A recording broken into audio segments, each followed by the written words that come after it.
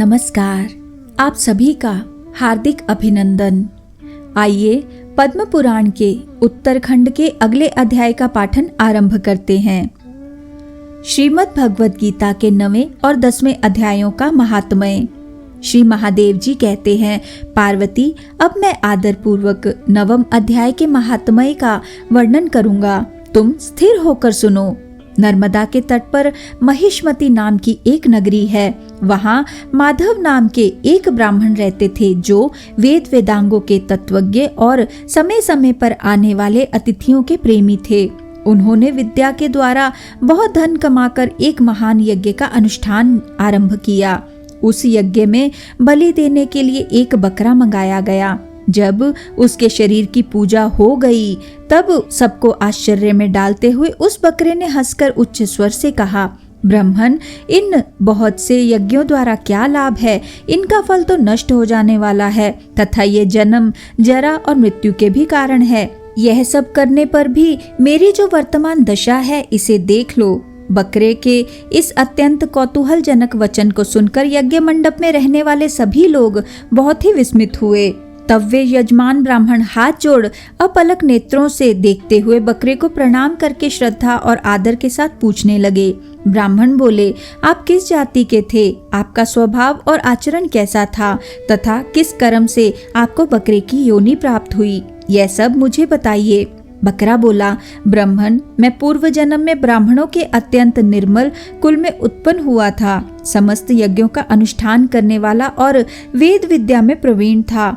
एक दिन मेरी स्त्री ने भगवती दुर्गा की भक्ति से विनम्र होकर अपने बालक के रोग की शांति के लिए बलि देने के निमित्त मुझसे एक बकरा मांगा। तत्पश्चात जब चंडिका के मंदिर में वह बकरा मारा जाने लगा, उस समय उसकी माता ने मुझे शाप दिया, ओ ब्राह्मणों में नीच पापी, तू मेरे बच्चे का वध करना चाहता है, इसलिए तू भी बकरे की योनि में जन्म लेगा। द्विजश्रेष्ठ, तब कालवश मृत्यु को प्राप्त होकर मैं बकरा हुआ। यद्यपि मैं पशु योनि में पड़ा हूँ तो भी मुझे अपने पूर्व जन्मों का स्मरण बना हुआ है। ब्राह्मण, यदि आपको सुनने की उत्कंठा हो तो मैं एक और भी आश्चर्य की बात बताता हूँ। कुरुक्षेत्र नाम का एक नगर है जो मोक्ष प्रदान करने वाला है। वहाँ चंद्र शर्मा नामक एक सूर्यवंशी राजा राज्य करते थे। एक समय जबकि सूर्य ग्रहण लगा था, राजा ने बड़ी श्रद्धा के साथ काल पुरुष का दान करने की तैयारी की। उन्होंने वेद वेदांगों के पारगामी एक विद्वान ब्राह्मण को बुलवाया और पुरोहित के साथ वे तीर्थ के पावन जल से स्नान करने को चले। तीर्थ के पास पहुंचकर राजा ने स्नान किया और 2 वस्त्र धारण किए। फिर पवित्र एवं प्रसन्न चित्त होकर उन्होंने श्वेत चंदन लगाया और बगल में खड़े हुए पुरोहित का हाथ पकड़कर तत्कालोचित मनुष्यों से घिरे हुए अपने स्थान पर लौट आए। आने पर राजा ने यथोचित विधि से भक्ति पूर्वक ब्राह्मण को काल पुरुष का दान दिया। तब काल पुरुष का हृदय चीर कर उसमें से एक पापात्मा चंडाल प्रकट हुआ। फिर थोड़ी देर के बाद निंदा भी चांडाली का रूप धारण करके काल पुरुष के शरीर से निकली और ब्राह्मण के पास आ गई। इस प्रकार चांडालों की वह जोड़ी आंखें लाल किए निकली और ब्राह्मण के शरीर में हठात प्रवेश करने लगी। ब्राह्मण मन ही मन गीता के 9वें अध्याय का जप करते थे और राजा चुपचाप यह सब कौतुक देखने लगे। ब्राह्मण के अंतकरण में भगवान गोविंद शयन करते थे, वे उन्हीं का ध्यान करने लगे। ब्राह्मण ने जब गीता के 9वें अध्याय का जप करते हुए अपने आश्रयभूत भगवान का ध्यान किया, उस समय गीता के अक्षरों से प्रकट हुए विष्णु दूतों द्वारा पीड़ित होकर वे दोनों चांडाल भाग चले। उनका उद्योग निष्फल हो गया। इस प्रकार इस घटना को प्रत्यक्ष देखकर राजा के नेत्र आश्चर्य से चकित हो उठे। उसने ब्राह्मण से पूछा, विप्रवर, इस महाभयंकर आपत्ति को आपने कैसे पार किया? आप किस मंत्र का जप तथा किस देवता का स्मरण कर रहे थे? वह पुरुष तथा वह स्त्री कौन थी? वे दोनों कैसे उपस्थित हुए? फिर वे शांत कैसे हो गए? यह सब मुझे बतलाइए।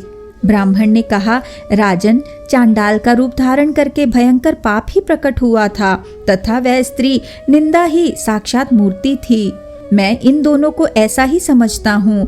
उस समय मैं गीता के 9वें अध्याय के मंत्रों की माला जपता था। उसी का महात्म्य है कि सारा संकट दूर हो गया। महीपते, मैं नित्य ही गीता के 9वें अध्याय का जप करता हूँ।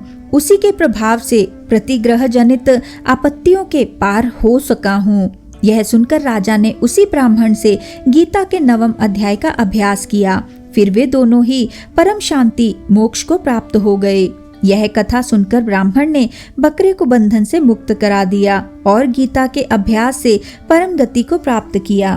भगवान शिव कहते हैं, सुंदरी, अब तुम 10वें अध्याय के महात्म्य की परम पावन कथा सुनो, जो स्वर्ग रूपी दुर्ग में जाने के लिए सुंदर सोपान और प्रभाव की चरम सीमा है। काशीपुरी में धीर बुद्धि नाम से विख्यात एक ब्राह्मण था, जो मुझ में नंदी के समान भक्ति रखता था। वह पावन कार्तिकेय अर्जुन में तत्पर रहने वाला, शांत चित्त और हिंसा, कठोरता एवं दुस्साहस से दूर रहने वाला था। जितेंद्रिय होने के कारण वह निवृत्ति मार्ग में ही स्थित रहता था। उसने वेद रूपी समुद्र का पार पा लिया था। वह संपूर्ण शास्त्रों के तात्पर्य का ज्ञाता था। उसका चित्त सदा मेरे ध्यान में संलग्न रहता था। वह मन को अंतरात्मा में लगाकर सदा आत्म तत्व का साक्षात्कार किया करता था। अतः जब वह चलने लगा तो मैं प्रेमवश उसके पीछे दौड़ दौड़ कर उसे हाथ का सहारा देता रहता था। यह देख मेरे पार्षद भृंगीरटी ने पूछा, भगवन, इस प्रकार भला किसने आपका दर्शन किया होगा? इस महात्मा ने कौन सा तप, होम अथवा जप किया है कि स्वयं आप ही पद पद पर इसे हाथ का सहारा देते चलते हैं? भृंगीरटी का यह प्रश्न सुनकर मैंने इस प्रकार उत्तर देना आरंभ किया। एक समय की बात है, कैलाश पर्वत के पार्श्व भाग में पुन्नाग वन के भीतर चंद्रमा की अमृतमयी किरणों से धुली हुई भूमि में एक वेदी का आश्रय लेकर मैं बैठा हुआ था। मेरे बैठने के क्षण भर बाद ही सहसा बड़े जोर की आंधी उठी। वहां के वृक्षों की शाखाएं नीचे ऊपर होकर आपस में टकराने लगी। कितनी ही टहनियां टूट टूट कर बिखर गई। पर्वत की अविचल छाया भी हिलने लगी। इसके बाद वहां महान भयंकर शब्द हुआ, जिससे पर्वत की कंदराएं प्रतिध्वनित हो उठी। तदनंतर आकाश से कोई विशाल पक्षी उतरा, जिसकी कांति काले मेघ के समान थी। वह कज्जल की राशि, अंधकार के समूह अथवा पंख कटे हुए काले पर्वत सा जान पड़ता था। पैरों से पृथ्वी का सहारा लेकर उस पक्षी ने मुझे प्रणाम किया और एक सुंदर नवीन कमल मेरे चरणों में रखकर स्पष्ट वाणी में स्तुति करनी आरंभ की। पक्षी बोला, देव, आपकी जय हो। आप चिदानंदमयी सुधा के सागर तथा जगत के पालक हैं। सदा सद्भावना से युक्त एवं अनासक्ति की लहरों से उल्लसित हैं। आपके वैभव का कहीं अंत नहीं है। आपकी जय हो। अद्वैत वासना से परिपूर्ण बुद्धि के द्वारा आप त्रिविध मलों से रहित हैं। आप जितेंद्रिय भक्तों के अधीन रहते हैं तथा ध्यान में आपके स्वरूप का साक्षात्कार होता है। आप अविद्यामय, उपाधि से रहित, नित्य मुक्त, निराकार, निरामय, असीम, अहंकार शून्य, आवरण रहित और निर्गुण हैं। आपके चरण कमल शरणागत भक्तों की रक्षा करने में प्रवीण हैं। अपने भयंकर ललाट रूपी महासर्प की विष ज्वाला से आपने कामदेव को भस्म किया है। आपकी जय हो। आप प्रत्यक्ष आदि प्रमाणों से दूर होते हुए भी प्रामाण्य स्वरूप हैं। आपको बारंबार नमस्कार है। चैतन्य के स्वामी तथा त्रिभुवन रूपधारी, आपको प्रणाम है। मैं श्रेष्ठ योगियों द्वारा चुंबित आपके उन चरण कमलों की वंदना करता हूँ, जो अपार भव पाप के समुद्र से पार उतारने में अद्भुत शक्तिशाली हैं। महादेव साक्षात बृहस्पति भी आपकी स्तुति करने की धृष्टता नहीं कर सकते। सहस्त्र मुखों वाले नागराज शेष में भी इतनी चातुरी नहीं है कि वे आपके गुणों का वर्णन कर सकें। फिर मेरे जैसे छोटी बुद्धि वाले पक्षी की तो बिसात ही क्या है। उस पक्षी के द्वारा किए हुए इस स्तोत्र को सुनकर मैंने उससे पूछा, विहंगम, तुम कौन हो और कहां से आए हो? तुम्हारी आकृति तो हंस जैसी है, मगर रंग कौए का मिला है। तुम जिस प्रयोजन को लेकर यहाँ आए हो उसे बताओ। पक्षी बोला, देवेश, मुझे ब्रह्मा जी का हंस जानिए। धुर्जटे, जिस कर्म से मेरे शरीर में इस समय कालिमा आ गई है उसे सुनिए। प्रभु, यद्यपि आप सर्वज्ञ हैं, अतः आपसे कोई भी बात छिपी नहीं है। तथापि यदि आप पूछते हैं तो बतलाता हूँ। सौराष्ट्र सूरत नगर के पास एक सुंदर सरोवर है, जिसमें कमल लहलहाते रहते थे। उसी में से बाल चंद्रमा के टुकड़े जैसे श्वेत मृणालों के ग्रास लेकर मैं बड़ी तीव्र गति से आकाश में उड़ रहा था। उड़ते उड़ते सहसा वहां से पृथ्वी पर गिर पड़ा। जब होश में आया और अपने गिरने का कोई कारण न देख सका तो मन ही मन सोचने लगा, अहो यह मुझ पर क्या आ पड़ा, आज मेरा पतन कैसे हो गया, पके हुए कपूर के समान मेरे श्वेत शरीर में यह कालिमा कैसे आ गई। इस प्रकार विस्मित होकर मैं अभी विचार ही कर रहा था कि उस पोखरे के कमलों में से मुझे ऐसी वाणी सुनाई दी, हंस उठो, मैं तुम्हारे गिरने और काले होने का कारण बताती हूँ। तब मैं उठकर सरोवर के बीच में गया और वहाँ 5 कमलों से युक्त एक सुंदर कमलिनी को देखा। उसको प्रणाम करके मैंने प्रदक्षिणा की और अपने पतन का सारा कारण पूछा। कमलिनी बोली, कल हंस तुम आकाश मार्ग से मुझे लांग कर गए हो, उसी पातक के परिणामवश तुम्हें पृथ्वी पर गिरना पड़ा है तथा उसी के कारण तुम्हारे शरीर में कालिमा दिखाई देती है। तुम्हें गिरा देख मेरे हृदय में दया भर आई और जब मैं इस मध्यम कमल के द्वारा बोलने लगी हूँ उस समय मेरे मुख से निकली हुई सुगंध को सूंघकर 60,000 भंवरे स्वर्गलोक को प्राप्त हो गए हैं। पक्षीराज, जिस कारण मुझ में इतना वैभव ऐसा प्रभाव आया है उसे बतलाती हूँ, सुनो। इस जन्म से पहले तीसरे जन्म में मैं इस पृथ्वी पर एक ब्राह्मण की कन्या में उत्पन्न हुई थी। उस समय मेरा नाम सरोजवदना था। मैं गुरुजनों की सेवा करती हुई सदा एकमात्र पातिव्रत्य के पालन में तत्पर रहती थी। एक दिन की बात है, मैं एक मैना को पढ़ा रही थी।